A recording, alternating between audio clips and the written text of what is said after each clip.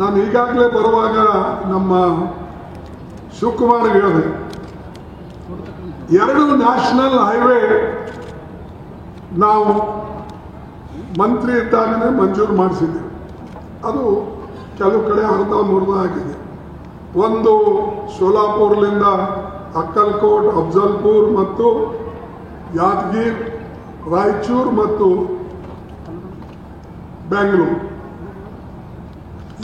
ಇನ್ನೊಂದು ಬೀದರ್, ಗುಲ್ಬರ್ಗ, ಜೇವರ್ಗಿ, ಅಲ್ಲಿಂದ ಶಾಪುರ್, ಸುರ್ಪುರ್, ಹೀಗಾಗಿ ಹಿರಿಯೂರು ಇನ್ನೊಂದು ನ್ಯಾಷನಲ್ ಹೈವೇ.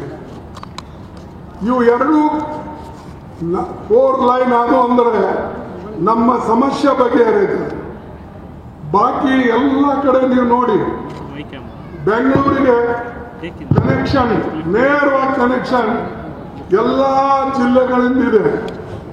ಒಂದು ನಮ್ಮ ಬೀದರು, ಗುಲ್ಬರ್ಗ, ರಾಯಚೂರು, ಬಳ್ಳಾರಿ ಬಿಟ್ಟರೆ ಬಾಕಿ ಎಲ್ಲ ಜಿಲ್ಲೆಗಳಿಗೆ ಕನೆಕ್ಷನ್ ಇದೆ. ಅದಕ್ಕೆ ನಾನು ಹೇಳಿದೆ, ಸ್ವಲ್ಪ ಗಡ್ಕರಿ ಅವರು ಒಪ್ಪಿದ್ದಾರೆ, ಈ ಲ್ಯಾಂಡ್ ಅಕ್ವಿಸಿಷನ್ ನೀವು ಕೊಡಿ, ರೋಡ್ ನಾನು ಮಾಡಿಕೊಡ್ತೀನಿ ಅಂತ ಹೇಳಿ ನನಗೆ ಅವರು ಪ್ರತ್ಯಕ್ಷವಾಗಿ ಭೇಟಿಯಾದಾಗ ಮಾತು ಕೊಟ್ಟಿದ್ದಾರೆ. ಅದಕ್ಕೆ ನಾ ಲೆಟರ್ನು ಕೂಡ ಮೋದಿ ಅವರಿಗೂ ಬರೆದಿದ್ದೇನೆ, ಗಡ್ಕರಿಗೆ ಬರೆದಿದ್ದೇನೆ, ನಮ್ಮ ಸರ್ಕಾರಕ್ಕೂ ಬರೆದಿದ್ದೇನೆ. ಈ ಕಂಡೀಷನ್ ಇದೆ, ದಯವಿಟ್ಟು ಈ ಕಂಡೀಷನ್ಗೆ ನೀವು ಒಪ್ಕೊಂಡು ಎಲ್ಲಿ ಲ್ಯಾಂಡ್ ಅಕ್ವಿಸಿಷನ್ ಮಾಡಬೇಕು ಅಲ್ಲಿ ಮಾಡಿಕೊಡಿ. ಎಲ್ಲಿ ಸರ್ಕಾರಿ ಜಮೀನಿದೆ ಅಂಥ ಕಡೆ ನೇರವಾಗಿ ನಾವು ನಡೆಸ್ಕೊಳ್ಬೋದು. ಅದಕ್ಕೆ ಈ ಮಾತು ಶಿವಕುಮಾರ್ಗೆ ಯಾಕೆ ಹೇಳ್ತಾ ಇದ್ದೀನಿ ಅಂದರೆ, ಶಿವಕುಮಾರು ಈ ಸಿದ್ದರಾಮಯ್ಯ ಗುರು ಸೇರಿದ್ರೆ ನಮ್ಮ ಕೆಲಸ ಆಗ್ತದೆ, ಇಲ್ಲದ್ರೆ ಈ ಹಿಂಗಾದರೆ ಕಷ್ಟ. ಅದಕ್ಕೆ ನಾವೆಲ್ಲ ಹಿಂಗೆ ಹೋಗ್ಬೇಕು ಅಂತ ನಂಬ್ಕೊಂಡಿದ್ದೆ. ನಾನು ಹೇಳೋದೇನೆಂದರೆ, ಶಿವಕುಮಾರ್ ಸಿದ್ದರಾಮಯ್ಯ ಹಿಂಗೆ ಹೋದ್ರೆ ಸರಿ, ಹಿಂಗೆ ಹೋದರೆ ನಮ್ಗೆ ತೊಂದರೆ. ಅದಕ್ಕೆ ನನಗೆ ನನಗೆ ನನಗೆ ನನಗೆ ರಸ್ತೆ ಬೇಕು, ನನಗೆ ಸ್ಕೂಲ್ ಬೇಕು, ನನಗೆ ನೀರಾವರಿ ಬೇಕು, ನನಗೆ ಆರೋಗ್ಯ ಕೇಂದ್ರಗಳು ಬೇಕು. ನಮ್ಮ ಜನ ಬಹಳ ಮುಗ್ಧ ಜನ.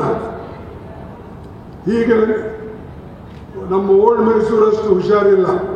ಅಲ್ಲಿ ನೀವು ನೋಡಿರ್ಬೇಕಾದ್ರೆ ಮಂಗಳೂರಿನಾಗ ನಮ್ಮಂಗೆ ಮಾತಾಡಿ ತಾಳ್ತಾರೆ, ತಾಳಲ್ಲ. ಅವರು ಅರ್ಜಿ ಕೊಟ್ಟು ಕೇಳ್ತಾರೆ, ಏನ್ರಿ ಇದು ಇಷ್ಟು ದಿವಸ ಆಯಿತು, ಹಿಂಗಾಯ್ತು. ನಮ್ಮಲ್ಲಿಲ್ಲ, ಅರ್ಜಿ ಕೊಟ್ಟ ಮೇಲೆ ಪಾಪ ಏನ್ರಿ ಎಷ್ಟು ದಿವಸ ಆಯಿತು, ಯಾರು ಮಾಡಲ್ಲ, ನೀವು ಪುಣ್ಯ ಕಟ್ಕೊಡ್ರಿ, ಕೈ ಜೋಡಿಸಿ ಹೇಳ್ತಾರೆ. ಇಂಥ ಸಜ್ಜನ ಜನರಿಗೆ ನೀವು ಮೊದಲು ನೋಡಿ, ಆಮೇಲೆ ಬೇರೆಯವರು ಮತ್ತು ನಿಮಗೆ ಶಕ್ತಿ ಕೊಡೋರು ನಾವೇ. ಇಲ್ಲಿ ಇಷ್ಟೊಂದು ನಮಗೆ ಇವತ್ತು ಶಕ್ತಿ ಕಾಂಗ್ರೆಸ್ ಪಕ್ಷಕ್ಕೆ ಬಂದಿದ್ದು, ಇವತ್ತು 5 6 ಎಂಪಿಗಳು, ಇನ್ನೊಂದು 7 ಎಂಪಿಗಳು ಈ ಭಾಗದಿಂದ ಹೆಚ್ಚು ಕಡಿಮೆ ದಾವಣಗೆರೆ ಒಂದು ಬಿಟ್ಟರೆ ಈ ಭಾಗದಿಂದನೇ ಕಾಂಗ್ರೆಸ್ ಪಕ್ಷಕ್ಕೆ ನಿಮಗೆ ಶಕ್ತಿ ಕೊಟ್ಟಿದ್ದು. ಆ ಶಕ್ತಿ ಕೊಟ್ಟವರಿಗೆ ಸ್ವಲ್ಪ ಅವ್ರ ಹೊಟ್ಟಿಗೆ ಆರು ಹಾಕ್ತಕ್ಕಂಥದ್ದು ಮಾಡಿ, ಸ್ವಲ್ಪ ಪ್ರೋಟೀನ್ ಕೊಡಿ ಅವರಿಗೆ. ಅದನ್ನು ಕೊಟ್ಟರೆ ಡೆಫಿನೆಟ್ಲಿ ಎಲ್ಲರಿಗೂ ಒಳ್ಳೆಯದಾಗ್ತದೆ. ಮತ್ತು ಇವತ್ತು ನಮ್ಮ ಒಂದು ದೊಡ್ಡ ಸಾಧನೆಯೂ ಕೂಡ ನಾವು ಆಗ್ತದೆ ಅಂತಕ್ಕಂಥ ಮಾತನ್ನು ಈ ಸಂದರ್ಭದಲ್ಲಿ ನಾನು ಹೇಳಕ್ಕೆ ಇಚ್ಛೆ ಪಡ್ತಾ ಇದ್ದೇನೆ. ಮತ್ತು ಯಾವುದೇ ಯೋಜನೆಗಳಿರಲಿ, ನೀವು ಕಲ್ಯಾಣದಿಂದ ಪ್ರಾರಂಭ ಮಾಡಿ, ಎಲ್ಲ ಸ್ವಲ್ಪ ಮೈಸೂರಿನಿಂದನೇ ಮಾಡಬೇಡಿ.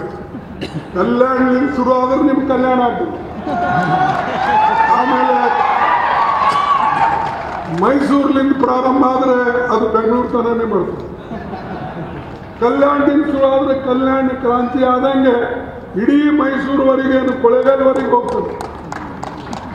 ಅದಕ್ಕೆ ದಯವಿಟ್ಟು ಈ ಕಡೆ ಎಲ್ಲರೂ ಗಮನ ಹರಿಸಬೇಕು ಅಂತೇಳಿ ಕೇಳಿಕೊಂಡು, ಇವತ್ತು ಭಾಳ ನೀವೆಲ್ಲರೂ ಕೂಡ ಸಮಾಧಾನವಾಗಿ ಕೇಳಿದಕ್ಕಾಗಿ ನಿಮಗೆ ನಾನು ವಂದಿಸಿ ನನ್ನ ಮಾತನ್ನು ಮುಗಿಸ್ತೇನೆ. ಮತ್ತು ವಿಶೇಷವಾಗಿ ನಮಗೆ ಕೇಂದ್ರ ಸರ್ಕಾರದಿಂದ ಬರ್ತಕ್ಕಂಥ ಹಣ ಬರ್ತಾ ಇಲ್ಲ. ಇದು ಬಹಳ ಅನ್ಯಾಯ. ಮನ್ರೇಗಾ ಅಂತ ಯೋಜನೆಯಲ್ಲಿ ನಮಗೆ ದುಡ್ಡು ಸಿಗ್ತಾ ಇಲ್ಲ. ಮನ್ರೇಗಾ ಅಂತ ಯೋಜನೆಯಲ್ಲಿ ಬರೇ ವರ್ಷಕ್ಕೆ 40 ದಿನ ಕೆಲಸ ಸರಾಸರಿ.